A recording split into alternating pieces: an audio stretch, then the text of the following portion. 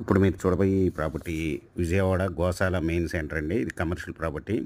South east corner flat అండి. South Bandar road face east road అండి.